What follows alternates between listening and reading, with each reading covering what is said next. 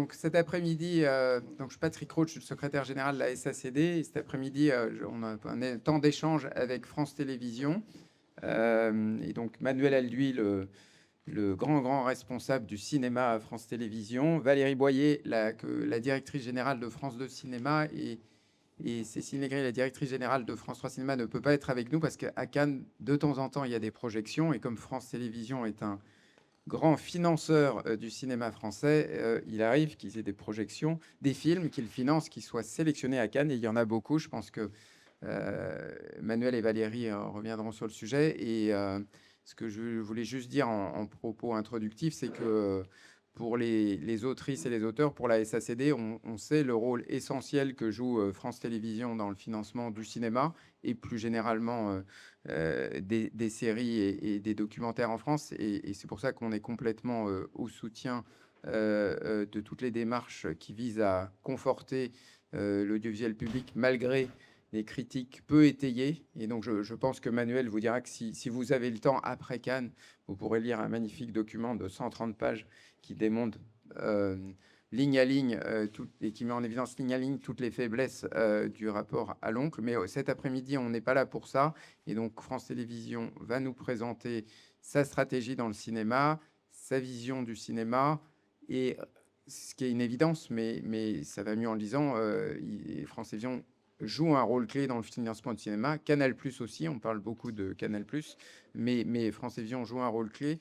Et ce que je voulais dire, c'est que à Cannes, les films, c'est important. Il n'y a que le maire de Cannes qui ne sait pas que France 2 joue un rôle important dans le financement du cinéma. Mais je suis sûr que peut-être après ce festival, il aura remarqué que France 2 finance des films qui sont sélectionnés dans ce magnifique festival qui est... Oui, oui, mais comme il s'est exprimé sur France 2, Je sais. mais bon, le groupe France Télévisions en général, mais oui, vous parlez du groupe, mais lui s'est exprimé sur France 2, et comme je ne doute pas qu'il aime le cinéma et que ses exploitants à Cannes aiment diffuser des films, j'espère qu'il arrivera à revenir sur... Moi, c'est le signe que j'ai trop parlé, sur ses propos. Je ne sais pas dans quel ordre vous voulez intervenir. Bonjour. Je pense que Manuel va vous parler du cadre un peu général et après on viendra plus en profondeur sur notre politique éditoriale, enfin en tout cas celle de France 2 Cinéma en ce qui me concerne et puis je sais pas, peut-être un jeu de questions-réponses. Quelqu'un.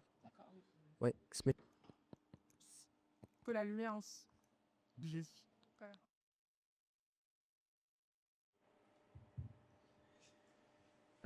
Merci de nous accueillir. Et merci surtout de l'enregistrer. Non, c'est important pour France Télévisions de régulièrement venir, surtout au Festival de Cannes, qui est un moment de célébration du cinéma au sens large, expliquer ce que l'on fait, pourquoi on le fait, comment on le fait. On sort d'un process d'analyse du service public assez biaisé, qui n'a pas repris en fait les éléments de clarification ou d'explication de nos lignes éditoriales. Et donc, dans les éléments de réponse qu'on a fait au rapport de la commission d'enquête, enfin du rapporteur, puisque la commission d'enquête a fait plusieurs rapports, j'ai rappelé qu'on faisait régulièrement des interventions comme celle-ci dans des festivals ou des podcasts pour expliquer comment et pourquoi et suivant quels critères nous choisissions les films que l'on décide de préfinancer ou d'acheter. Ça marche. Donc France Télévisions, c'est à peu près 500 films par an qui sont proposés au grand public. Tous, à quelques exceptions près, très minoritaires à la demande, avec une diffusion linéaire qui demeure, mais qui devient de moins en moins essentielle dans nos choix, parce que le public, au sens large, a décidé de lui-même de regarder les programmes au sens général de la télé quand il le souhaite et pas forcément au rendez-vous de diffusion qu'on a choisi. Et donc c'était un axe de développement très important pour France Télé depuis 2021, de proposer le cinéma gratuitement à la demande, pas forcément pendant une durée trop longue, Donc ça, c'est fait. Dans ces 500 films, vous en avez à peu près, hier, 70, cette année, peut-être plutôt 60.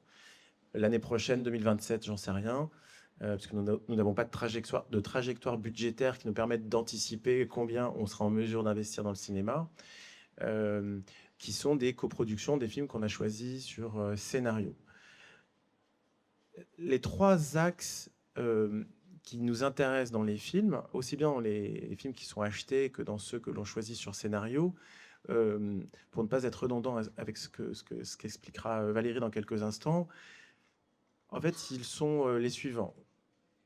On a l'impression que le public a besoin d'abord d'avoir des œuvres très singulières. Nous, on a toujours eu des très bonnes surprises sur des œuvres très singulières, peu importe ce que la singularité veut dire. Ça peut être parfois dur, parfois ça l'est pas. Deuxièmement, et c'est pas contradictoire avec le premier point, on s'est rendu compte l'année dernière, en salle et à la télé, chez nous, que des œuvres qui sont capables de raisonner avec une communauté qui peut être attachée à ce que le film porte comme message ou raconte comme histoire, sont des films qui ont du bouche à oreille, qui entretiennent la conversation qui se passe d'un public à un autre. Et donc, ce critère de l'attachement, il est, je pense, plus important aujourd'hui qu'il ne l'était il y a un an.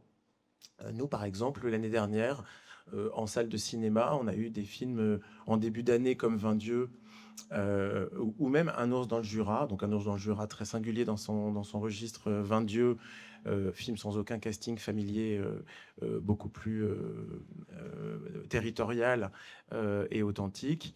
Mais je pourrais citer, puisque Cécile de France 3 Cinéma n'est pas là, Muganga, qui est sorti en fin d'année, qui a fait un peu plus de 300 000 entrées, qui est un film très dur, mais qui est resté très longtemps en salle de cinéma, et qui montre que voilà, ça, c'est un film qui visiblement a résonné très fortement auprès de certaines personnes.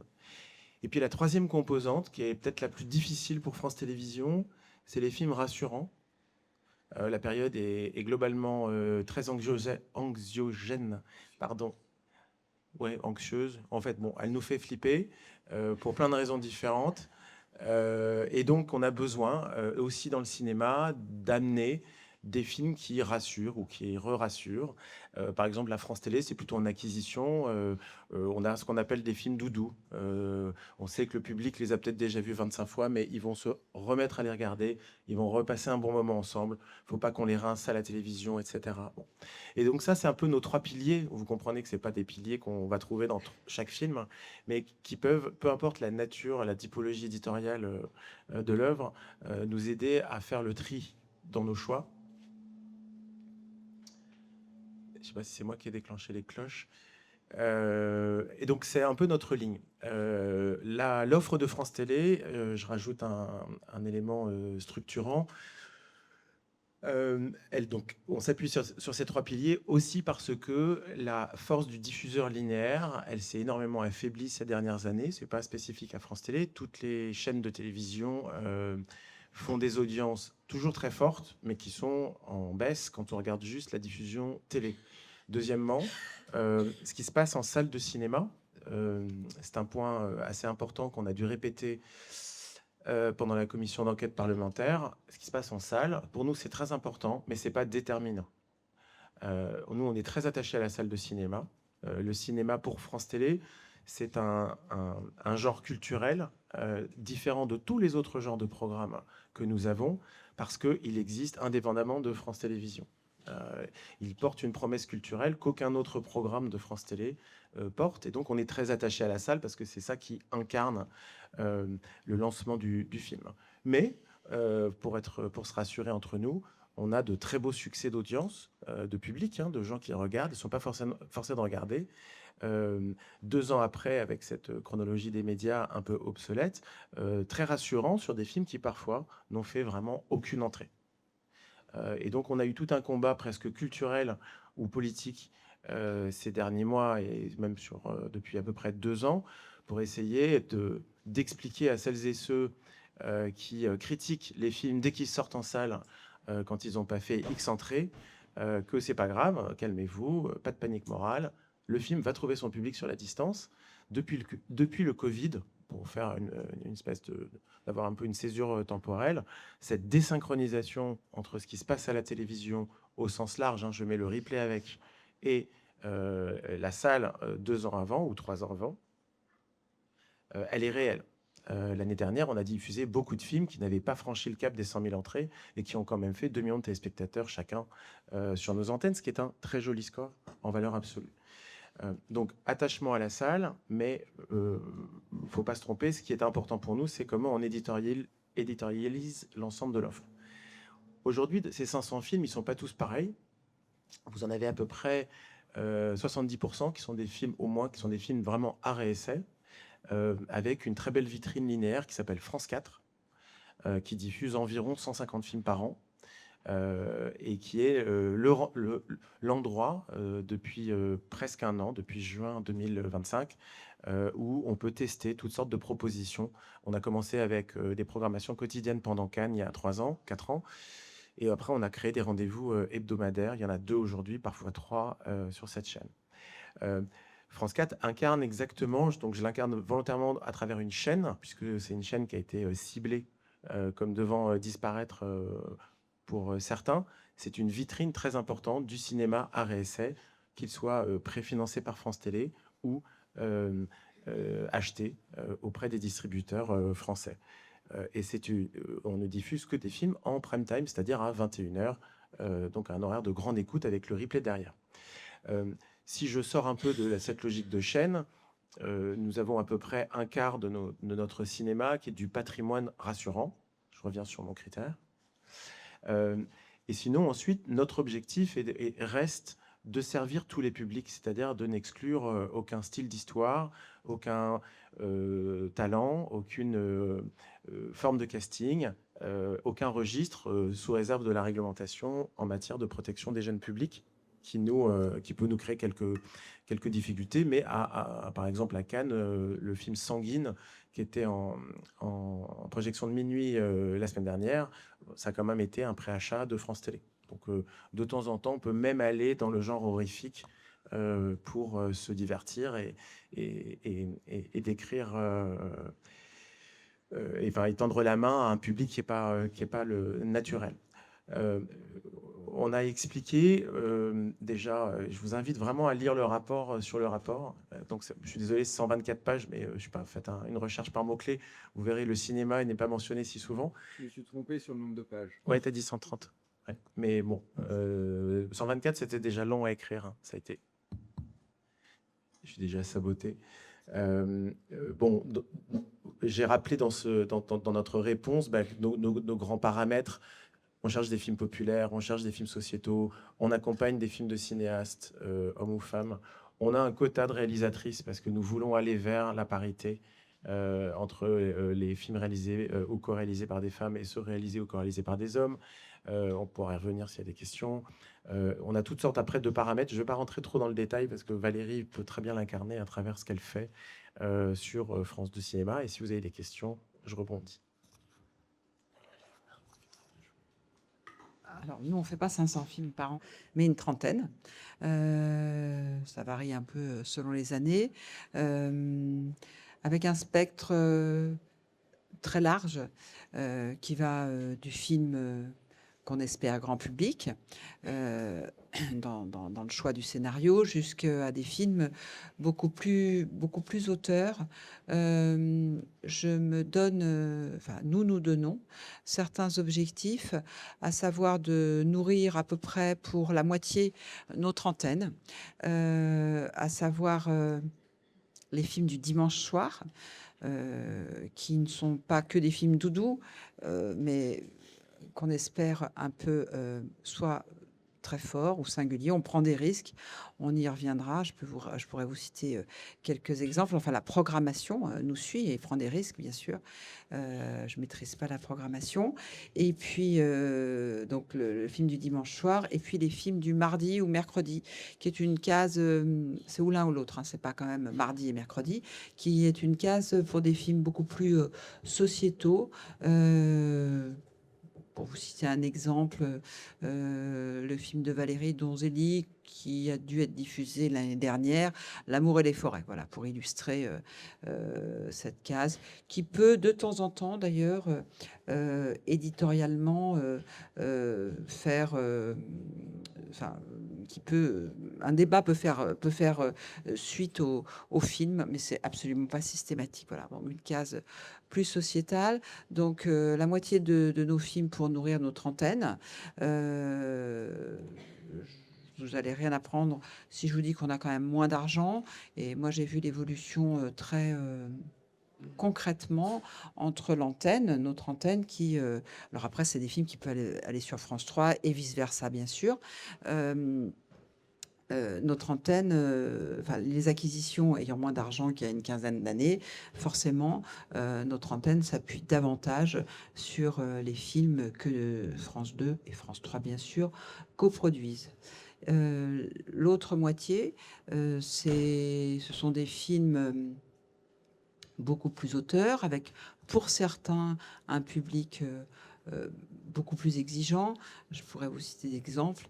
Et puis aussi, on est attentif au premier, au deuxième film, parce que ça, même si on n'a pas un nombre, enfin une contrainte de nombre de premiers films ou second film, en tout cas, enfin, d'abord, c'est un plaisir que de mettre le pied à l'étrier et de renouveler, enfin, de nouveaux auteurs et de renouveler, bien sûr, notre cheptel, qui est forcément assez large, la filiale existant depuis très longtemps. Donc, à la fois pouvoir travailler avec deux auteurs qu'on suit depuis longtemps et pouvoir renouveler et mettre le pied à l'étrier à de nouvelles réalisatrices ou de nouveaux réalisateurs.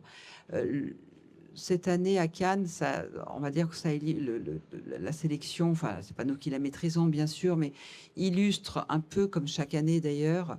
Alors le nombre, on s'en fiche, qu'on en ait 8 ou qu'on en ait 12, c'est pas très grave. Cette année, on en aurait presque un petit peu moins que d'habitude. En compète, hors compète,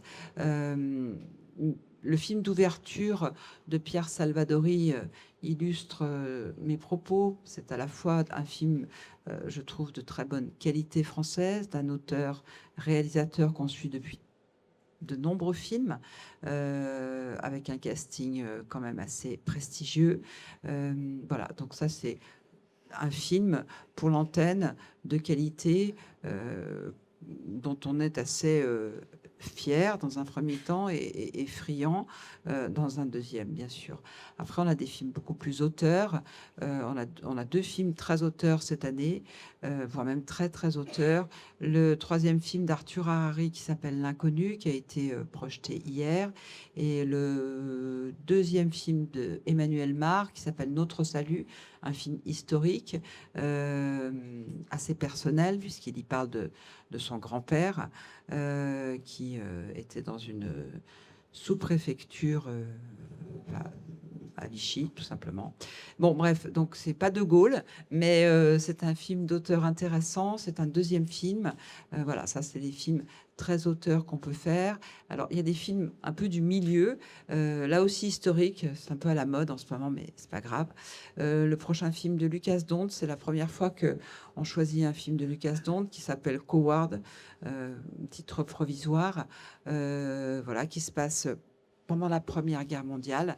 Voilà, mais jeune quand même, auteur, réalisateur, qu'on aura plaisir de découvrir donc jeudi. Voilà, donc on essaye aussi d'avoir des nouveaux entrants comme Lucas Dont, des films hors compète comme celui de Agnès Jaoui qui sera le dernier film de la sélection officielle, à savoir vendredi 22h. Elle a été gâtée.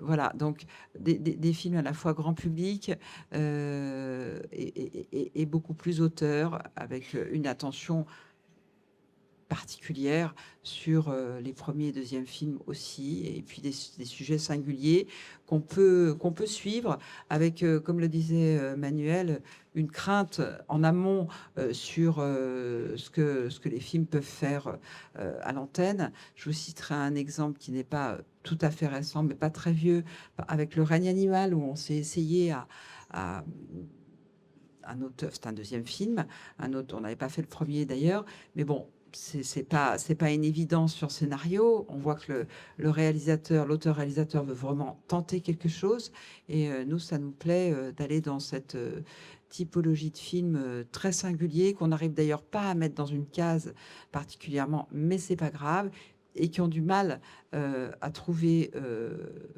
le public, notre public plus classique à la télévision, mais peu importe. Voilà. Et puis des films plus qu'on aime beaucoup, bien sûr, qui sont de qualité et qui sont extrêmement rassembleurs. En Fanfare, qui avait été présenté à Cannes hors compète, bien sûr. Voilà, qui sont des films extrêmement rassembleurs. On n'en trouve pas tous les 4 matins non plus, je vous le cache pas. L'idée, c'est de pas trop les louper. Voilà. Voilà un peu le spectre très large. Voilà. On n'est pas non plus dans le film de genre. Quand même, France 2, c'est compliqué. Donc Sanguine, c'est de l'acquise directe et c'est très bien comme ça. Voilà, maintenant, on choisit, mais ça, on vous l'a déjà dit, comme chaque année, les films sur scénario, en rencontrant nos principaux interlocuteurs qui sont les producteurs et puis les réalisatrices et les réalisateurs. Voilà, donc à dispo si vous avez des questions et si vous souhaitez rentrer plus en détail sur certains sujets. Moi, j'ai une question Vas-y. Ça marche pas. pour prolonger, dans le contexte d'une polémique cannoise, comme il en faut toujours une. Peut-être si vous pouviez nous préciser, puisque certains s'inquiètent sur les films qui ne sont pas financés aujourd'hui par Canal ou qui ne seront pas financés dans le futur, nous, on sait le rôle clé que vous jouez, mais quelles conséquences ça a ou ça n'a pas. Je crois connaître la réponse, mais je pense que c'est bien que vous vous exprimiez. Tout le monde a entendu ces questions? Oui. Alors, on sort d'une année où, parce que c'était la première année du nouvel accord Canal+, avec une réduction du nombre de films, qui a été quand même un peu chaotique pour France Télé. Et historiquement, la plupart des films que France Télé accompagne ont Canal+, en première fenêtre payante, puisque de toute façon, il y a une chronologie assez figée. Et puis, depuis que Disney est arrivé, on a eu des films avec Disney à la place de Canal+. L'année dernière, s'est rajouté une composante nouvelle qui était un désordre dans la façon de valider les films, c'est-à-dire qu'on était souvent, nous, confrontés à devoir exprimer notre envie d'être sur un film, voire de le chiffrer, sans savoir si la première fenêtre payante serait là et à quel prix, et qui serait-elle. Donc ça crée... c'est un désordre, on s'est dit que c'était un sujet d'ajustement.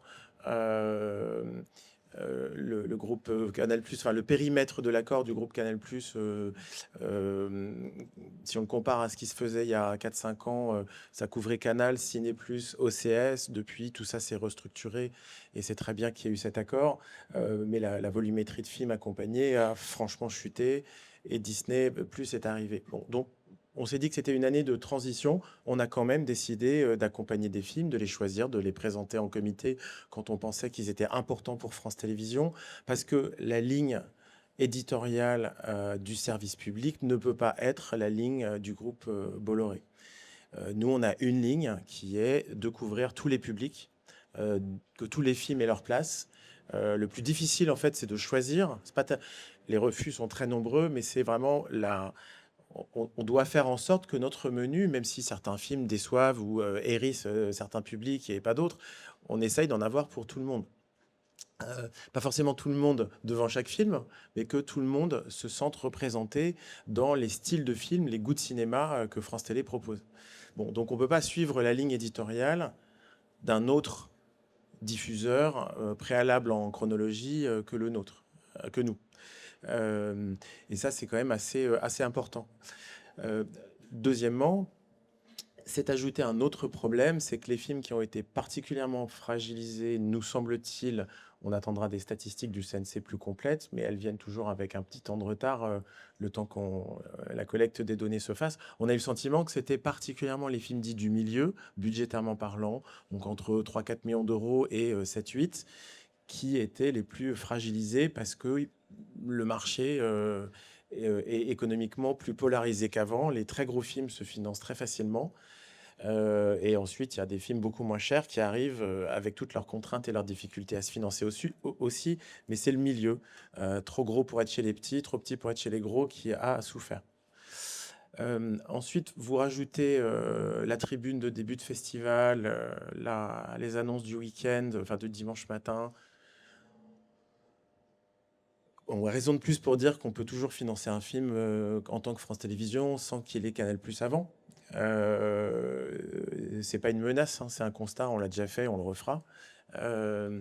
Nous, ça nous conduit à penser qu'il faut que les règles d'exploitation du cinéma changent parce que, en tant que chaîne gratuite, on est les derniers dans un schéma de financement, on est les derniers en exploitation et ça commence à être vraiment très compliqué en fait à suivre.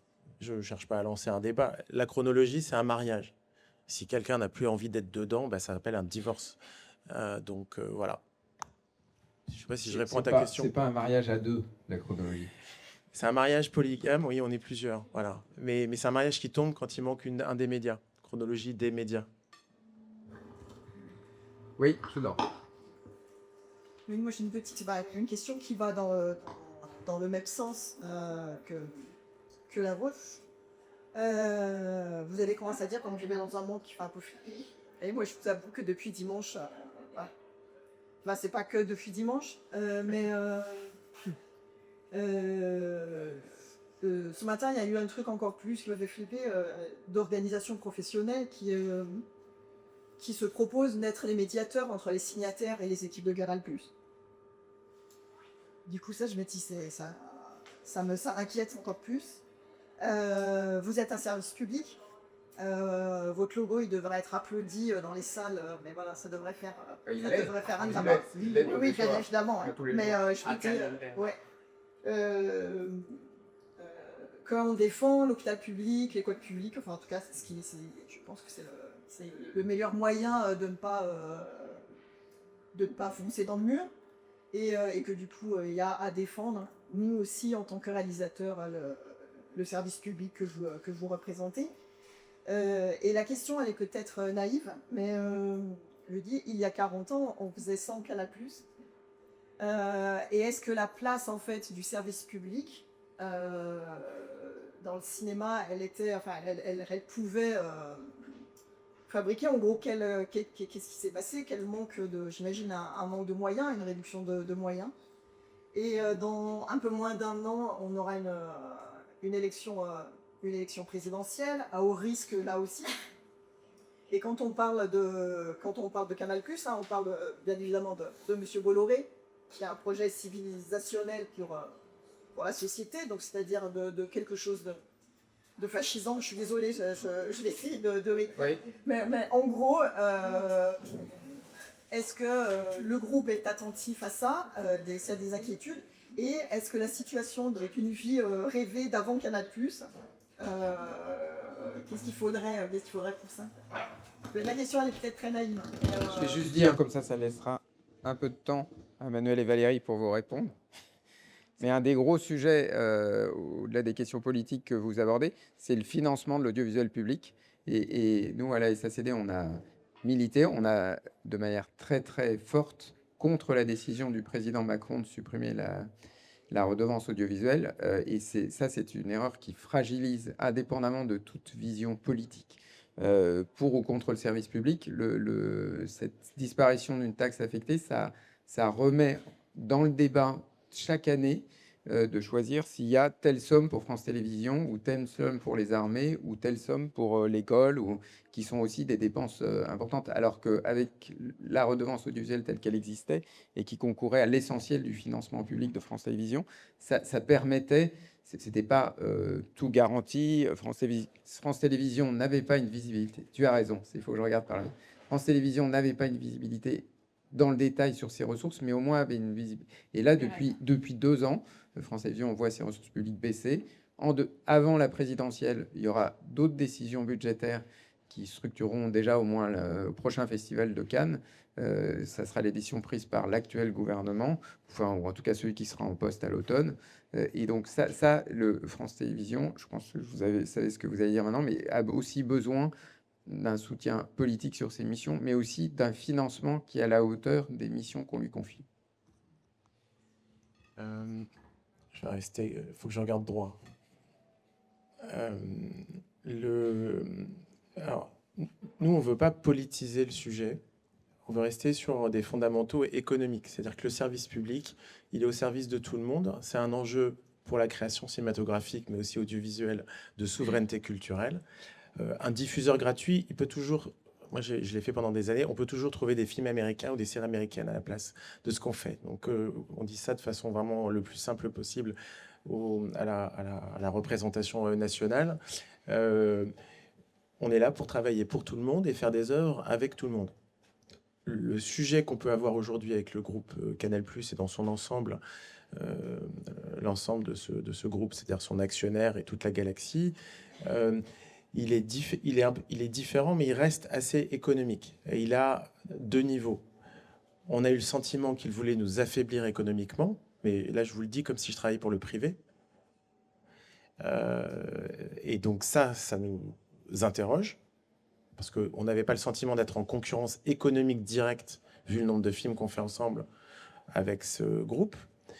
Et bon, si je peux détailler si vous voulez pourquoi je vous dis ça. Et ensuite, par ailleurs, et qui est chronologiquement même le premier point, ce groupe a subi beaucoup de restructuration, et donc son rôle pivot autour de notre secteur, par exemple le cinéma, s'est trouvé, parce que c'est leur choix, affaibli. Et donc nous, ça nous interroge. Quand tout à l'heure je disais on a investi dans je ne sais pas combien de films sans savoir s'il y avait Canal avant nous, c'est pas facile pour nous. Enfin, c'est comme vous construisez un immeuble, vous espérez que les premiers étages soient construits avant de penser aux étages supérieurs. Et si vous savez pas, jusqu'à la dernière minute, jusqu'à 1 mois du tournage, si vous avez tel partenaire à bord, c'est un problème. Et donc ça, il faut que tout le monde en ait conscience. Il faut que la profession en ait conscience. Il faut que Canal+ en ait conscience. Il faut que tout le monde ait conscience que nous avons des alternatives. On a une alternative, c'est que par exemple, on peut se passer de la chronologie des médias. On n'en a pas besoin. Nous, chaîne gratuite, on n'en a pas besoin. Et la chronologie des médias, c'est un avantage quand vous êtes un opérateur privé payant avec du cinéma américain. Donc, je veux dire juste, il y a un moment, il faut que tout le monde revienne dans l'écosystème, comprenne qu'on doit faire des concessions réciproques pour rester ensemble dans le même bateau et cesser d'avoir une attitude, je reste sur un sujet économique, une attitude disruptive qui fait du mal à beaucoup de gens, qui fait du mal à la filière, qui crée de l'incertitude. Alors que déjà, franchement, au niveau des incertitudes, on a déjà, nous, nos propres sujets. Le fait qu'on ait, comme tu l'as rappelé, aucune trajectoire budgétaire pluriannuelle, c'est compliqué. Par exemple, en ce moment, en 2026, on doit diffuser des films qu'on a choisis il y a 3 ans, qui sont sortis il y a 1 an et demi, il y a 2 ans, pardon, et certains sont trop chers parce qu'entre-temps, nos ressources publiques ont baissé. Et donc, on ne sait pas comment les gérer en coût de diffusion, parce qu'on amortit nos investissements passés au moment où on diffuse. Donc, nous, on a déjà nos problèmes. Voilà, qui sont ceux des finances publiques en général, etc.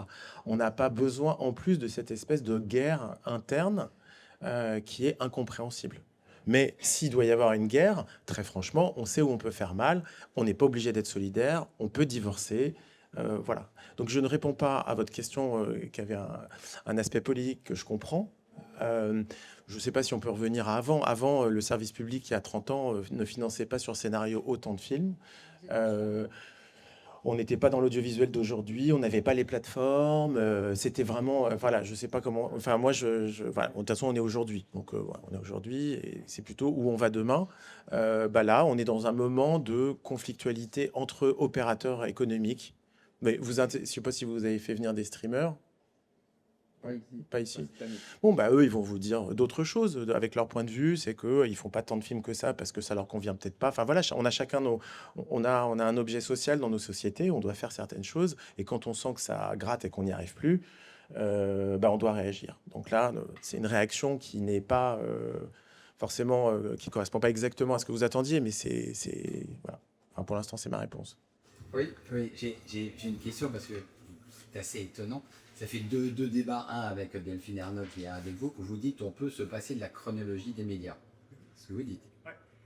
Et vous dites dans le même temps que vous protégez la salle. La chronologie des médias protège la salle. S'il n'y en a plus, c'est 45 jours uniquement en salle. Une première question, est-ce que vous gérez cette contradiction?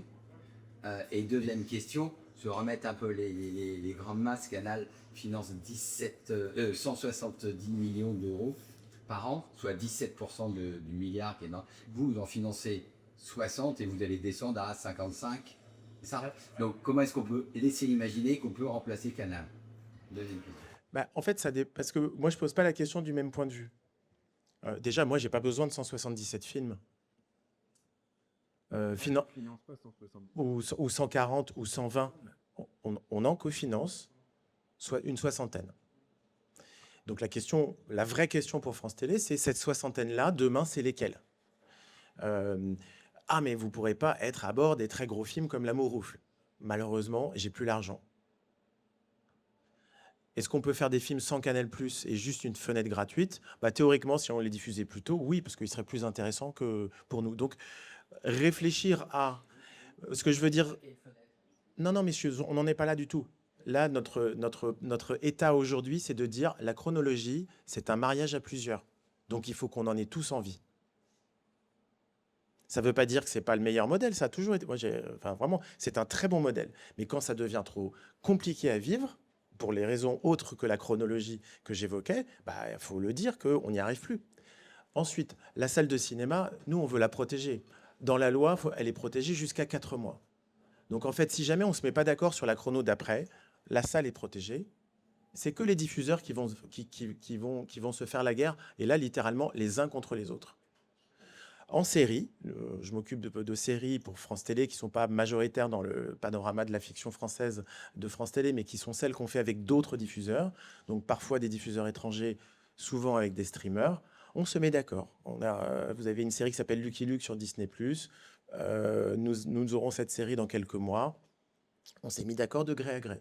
Vous avez vu passer l'équipe de 10%, la série historiquement de France Télé, qui est venue à Cannes présenter son film, qui est en fait un film de plateforme. Hein, il ira directement sur Netflix. On s'est mis d'accord. Nous aurons une fenêtre après pour France Télé. Donc vous voyez, ça c'est du gré à gré, qui dépend des apports de chacun, qui dépend de plein de choses. Donc nous, on est très attachés à la salle, parce que ça, sinon... on enlève toute la spécificité du cinéma, c'est trop compliqué. Mais on dit, et je n'ai pas on n'est pas en train d'ouvrir une négociation de chrono là. On est juste en train de dire qu'on en a marre. C'est tout. C'est tout, parce qu'il n'y a pas de raison de penser que la chronologie, comme plein d'autres choses, est quelque chose de normal, que tout le monde et qu'on est tous à bord. Il faut qu'on se séduise mutuellement. Et quand vous avez quelqu'un de très énervé dans la pièce ou dans un mariage, parfois, il peut décourager d'autres membres du mariage de rester à bord. Il faut qu'on sorte de cette métaphore du mariage à plusieurs, mais on va trouver autre chose, parce que là, ça devient un peu... Mais ta métaphore du mariage permet d'illustrer. Il y a une grande différence, c'est que c'est un mariage à durée déterminée. Tous les 2-3 ans, dans la chronologie des médias, on doit se réinterroger pour voir si on continue selon les mêmes usages ou pas. Et donc, la question que tu poses, elle est légitime, mais à chaque... Enfin, c'est très compliqué de trouver un accord à chaque fois, mais à chaque fois, l'accord cherche à appréhender la situation du moment. Et donc, il est très clair que la prochaine renégociation de la chronologie des médias devra intégrer le fait qu'il y a déjà des acteurs de streaming qui sont avant 12 mois, d'ores et déjà dans le cadre de la chrono actuelle. Il y a les chaînes en clair qui jouent un rôle différent. Et donc, tout ça se matérialisera dans le processus de discussion quand il aura lieu. Mais par contre, effectivement, le lien, à prolonger ce que disait Emmanuel, c'est que avant la négociation chronologie des médias, elle se passait. Emmanuel, en plus, il a tout oublié parce qu'il a des problèmes de mémoire, mais il sait très bien comment ça se passe, puisqu'il a occupé tellement de postes qu'il a une vision 360 du sujet. Mais avant, il y avait une négociation avec toutes les parties prenantes et il y avait des discussions préalables qui guidaient fortement les conclusions et qui se passaient entre le premier diffuseur et le premier financeur du cinéma français et les professionnels. Sur la question des montants entre Canal et France Télévisions, est-ce qu'on peut raisonnablement trouver une alternative à 170 millions d'euros par an? C'est pas la première question. La première question, parce que en fait, c'est une question que vous pourriez poser aussi à Canal+. Nous, on n'est pas une ONG, on distribue pas des graineries à des gens qui ont faim. En fait, on achète des films, on en tire un avantage. Nous, les diffuseurs, hein, Canal+, France Télé, etc. Donc, ils ont besoin de films, nous avons besoin de films. Je dis, encore une fois, la question n'est pas, mais c'est quoi l'alternative? C'est en fait, il a autant besoin que nous de comment ça marchait avant. Si on retire tout le cinéma à un opérateur payant, c'est compliqué aussi pour lui. Il faut en faire hein, des matchs, des tours de Formule 1 à la place. Bon, bah, c'est pareil. Nous, on a une différence. On pourrait se transformer en service de catalogue de cinéma. France Télé, aujourd'hui, est un service de catalogue. On diffuse les films au mieux, Anatomie d'une chute, 2 ans et quelques, parce qu'on est rarement au premier jour de notre fenêtre, 2 ans et demi, Anatomie d'une chute, qu'on a mis là dimanche dernier, qui a plutôt très bien marché, de Justine Triet, qui était la Palme d'Or d'il y a 3 ans. Mais le dimanche d'avant, vous aviez une rediffusion de La Nuit du 12 qui a cartonné. Donc on est nous dans un modèle économique, je dis nous, les chaînes gratuites, dans un modèle économique qui ne nécessite pas de mettre des porte-avions coûteux de cinéma régulièrement dans le port. J'essaie de changer de métaphore là. Vous voyez ce que je veux dire? On peut trouver d'autres alternatives. Bon, voilà. Mais je ne dis pas qu'on les cherche, hein. Je dis juste faut vraiment qu'on retrouve un équilibre et une discussion rationnelle et mutuellement séduisante. Je suis revenu sur le mariage. Mutuellement séduisante pour qu'on continue ensemble. Peut-être tu as mentionné que les films étaient de plus en plus vus dans le cadre de l'offre non linéaire. Peut-être vous pourriez nous donner quelques ordres de grandeur sur la consommation linéaire versus non linéaire des films. Et est-ce que ça dépend de la typologie des films ou est-ce qu'il y a des... Ben, le replay cinéma, donc des films, doit tourner autour d'à peu près 200 000 téléspectateurs supplémentaires à la demande. Je parle bien de spectateurs en moyenne, hein. C'est donc plus de vues que ça, parce que les gens ne regardent pas forcément toujours les œuvres en entier. Donc c'est beaucoup moins que tous les autres genres de programmes dits de stock, la fiction, le doc, etc. Mais c'est normal puisqu'on diffuse des films de catalogue, donc même les films les plus récents sont déjà passés avant, y compris à la demande. Par exemple, La Nuit du 12 qui a été rediffusée il y a 10 jours, là, donc c'est à l'heure où on se parle, en une semaine, on a fait 500 000 téléspectateurs supplémentaires. Donc c'est pas encore majoritaire, ça le sera peut-être pas. La Syndicaliste, c'est un film qui a été diffusé il y a 5 mois à peu près, 4 mois. On avait fait à peu près 2,5 millions de personnes en diff linéaire, non un peu moins, 2,2 millions, et on a rajouté 500 000 personnes en 30 jours. Donc ça commence à être significatif. En fiction télé, donc là la fiction télé pour le coup, il n'y a pas de catalogue, c'est vraiment un sujet de programme frais. Elle arrive directement sur France Télé, il n'y a pas d'exploitation préalable à part quelques exceptions avec les streamers. On est déjà dans un rapport où le non-linéaire, même sur les très grosses séries, représente 40% de l'audience et le linéaire, la diffusion télévisuelle classique, le solde. Et ça va s'accélérer en fait.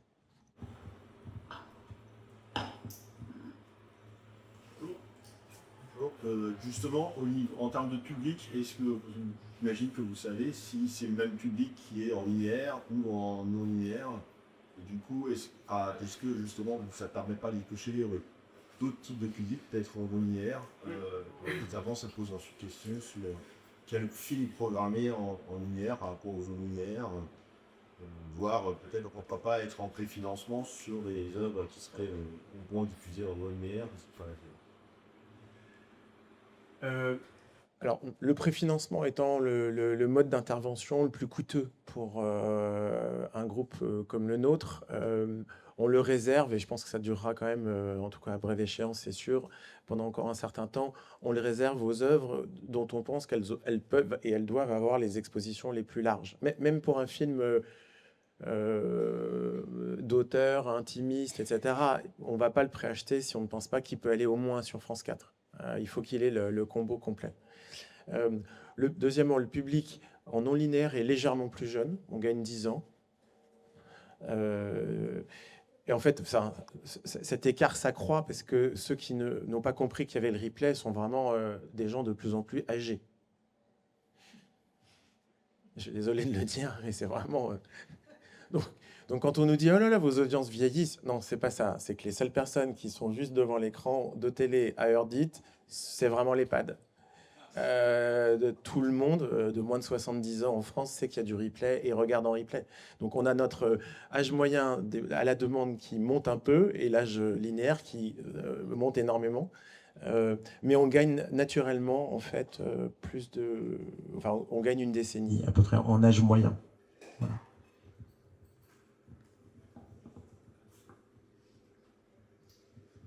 D'autres questions? Chrono des médias? Non. Vous avez une deuxième chance. Vous voulez poser une autre question? Mais je ne sais pas, est-ce que vous avez parlé du documentaire, de la politique par rapport au documentaire cinéma, sachant que Canal+, il en fait plus. Voilà. Que Arte, c'est très finalement audiovisuel. Le documentaire cinéma, ce bon format, il y a 4-5 titres par an. Du coup, voilà, c'est vrai que le documentaire cinéma, le financement est difficile. Or, c'est vrai que vous en faites un petit peu, parce que vous avez suivi Soulèvement, il me semble. Oui, c'est un exemple d'acquisition directe, le Soulèvement. Qu'est-ce que tu dis sur? Non, mais acquisition, on l'a quand même fait en amont, quoi. Oui, on l'a fléché en amont, bien sûr. Scénario, quoi, pas sur film fini. Oui. C'était en acquisition simple, c'est ça? Oui, vous parlez du Soulèvement toujours. Oui, c'est ça. Oui. Mais on l'a pas acheté fini, quoi. Ok. On en fait peu. Bon. Voilà. Mais non, mais c'est une réalité. Moi, j'étais à la SCAM hier, donc je voudrais juste. Vas-y. Mais on est assez ouvert. Hein. Non, après, donc on en fait peu, c'est vrai, sur scénario, enfin donc avant tournage, avant production. On regarde si c'est vraiment très complémentaire, très différent donc de ce qui se fait naturellement en télé, en audiovisuel, parce qu'alors en audiovisuel, on en fait énormément. On a chaque année un débat avec, alors c'est jamais le même producteur et le même réalisateur ou réalisatrice, donc c'est bien sur mais pourquoi vous n'êtes pas allé sur mon film qui dépeint le monde agricole, et chaque fois j'envoie presque la même copie d'écran qui est au moment du salon de l'agriculture. Les 22 territoires de France Télé font chacun un doc sur la situation de l'agriculture dans leur territoire. Donc donc c'est très difficile de trouver sa place. Donc le Soulèvement est un peu le contre-exemple, on avait peu de chance de le faire nous-mêmes. C'était bien d'avoir ça de façon exogène. C'était pas un film militant, contrairement à ce que certains peuvent penser. Donc il y avait un truc. Mais donc voilà, on va sur un des sujets très complémentaires, donc différents, et si possible pour une proposition cinématographique forte. Parce que si c'est quelque chose qui ressemble trop à ce qu'aurait pu être directement à la télé, c'est un peu dommage pour tout le monde. Autant le... Oui, puis on essaie d'avoir... on les trouve pas facilement, ces projets de documentaires qui brassent un peu plus large. Je m'écarte du Soulèvement. On a longtemps travaillé avec Raymond Depardon, qui, à la fois... on pouvait penser que les sujets étaient un peu niches, mais c'était des sujets quand même assez sociétaux, quand même, que ce soit dans l'univers psychiatrique, agricole aussi, ou autre. Je peux pas faire un documentaire sur les Canadaires. Non mais oui, parce que je viens de le recevoir et ça se trouve je le ferai parce que ça très bien, mais je l'ai pas. Mais c'est compliqué. On a des sujets extrêmement précis, qui ne sont pas pour autant inintéressants, mais on ne voit pas les choses de cette manière. Voilà. Donc, on en cherche. On a fait deux documentaires assez sociétaux qui traitaient de l'hôpital, du corps de la femme de Claire Simon, par exemple. On a fait des choses aussi autour de l'éducation nationale, de l'école. On a fait des choses autour de l'opéra. Voilà. Et puis, on aime aussi... qui est quand même une petite signature, enfin qui est quelque chose d'un peu cinématographique sur la forme du documentaire. Ça peut aussi arriver. Et comme Cécile n'est pas là, je vais me déguiser en elle. Le Chant des forêts, par exemple, c'est quelque chose qu'on n'aurait pas fait en télé directement. Et bon, en plus, il se trouve qu'il fait 1 200 000 entrées, donc c'est merveilleux, mais c'était un objet cinématographique complètement atypique. On n'était pas sur le précédent du même réalisateur, mais c'est venu assez naturellement. Et voilà.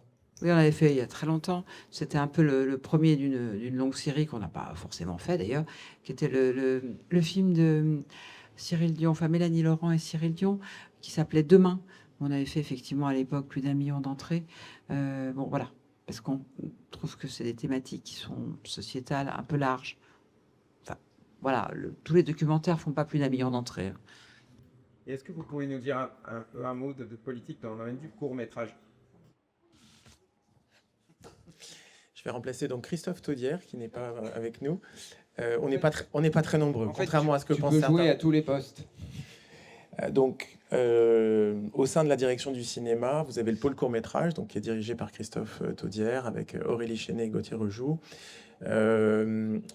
qui reçoivent environ 750 projets de court-métrage par an. Alors là, il ne faut pas les envoyer individuellement. Il y a un petit système, une mailbox très chartée sur les pièces à donner, etc. Ils en choisissent environ 65-70 sur scénario.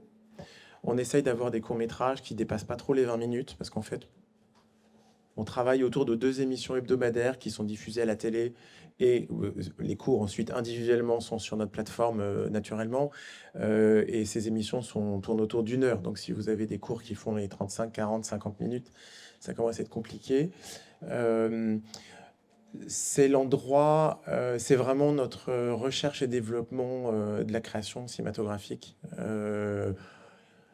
Ils vont sur tout, mais vraiment tout, même du court-métrage d'horreur.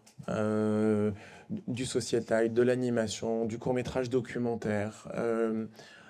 Au César, on a été très heureux d'avoir été à bord du court-métrage qui a été césarisé dans la catégorie fiction. On essaye de créer quelques passerelles pour que certains cours deviennent des longs quand les auteurs et les autrices ont envie de le faire.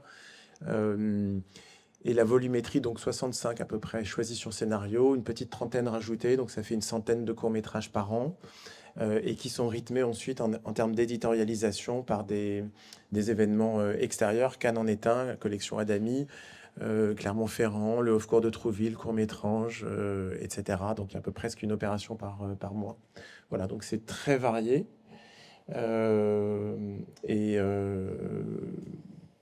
super.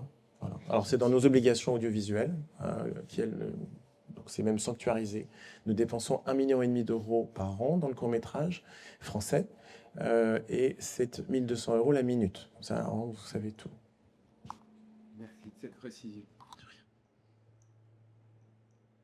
Une dernière question ?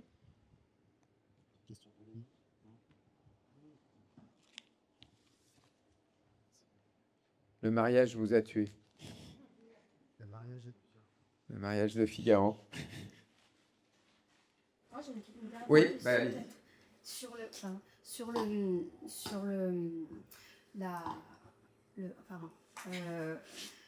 L'exemple du film 10%, par exemple, Le gré à gré que vous avez fait avec Disney+, est-ce que c'est quelque chose que vous... C'est un... Qu'est-ce que j'ai dit? Disney, Netflix, c'est quelque chose que vous subissez en termes de financement ou c'est un... Ouais, c'est... Ouais. Oui, on est d'accord, même pour une création... Donc c'est quelque chose que vous voyez se multiplier? Non. Vous n'avez pas la même chronologie des médias pour le coup du tout. Il n'y en a pas, Non, en fiction, elle est négociée de gré à gré. Après, elle dépend du coût. à la différence du cinéma, d'un rapport de force économique entre combien ils mettent, combien on met, du coup, qui est premier, qui est deuxième, et à partir de quel délai. Ça, c'est vrai. Nous, on pense, et pour l'instant, on a réussi à le vivre très bien sur la fiction, que on arrivera à s'en sortir avec l'argent qu'on a encore, d'un point de vue microéconomique, pour avoir la fenêtre qui nous convient, sauf dans la catégorie des programmes très très chers. Cette catégorie-là, mais c'est pas lié, enfin c'est lié à notre contexte économique. On a moins d'argent, on a perdu à peu près 200 millions là, sur 2 ans. Bon, mais les chaînes gratuites, vous interrogez celles qui dépendent du marché publicitaire, on est vraiment dans une crise économique qui va impacter. On répondra pas forcément, nous, toutes et tous pareil. Pour le service public, on peut se permettre de dire les œuvres trop chères, on n'y va plus. Ou on y va, il faut vraiment que vous fassiez une place vraiment très intéressante. Parce qu'on a d'autres alternatives. Je ne suis pas sûr que les autres diffuseurs puissent dire ça. Mais ça, c'est leur ligne éditoriale, leur modèle économique. Donc sur 10%, c'est un cas particulier. Le film a été développé par ses producteurs d'origine, c'est pas par Netflix. Et ensuite, ils sont allés maximiser le deal en le proposant à Netflix parce que la série avait été un succès mondial sur cette plateforme. Et évidemment, quand même, en gardant une fenêtre pour France Télé. Et dans la logique, on met d'abord le service payant et après le service gratuit. Ça, c'est une chronologie de genre normaux. Quand les deux avaient le désir d'aller sur le même programme, sans faire de chantage l'un contre l'autre. Donc là, il n'y a pas de problème. Alors.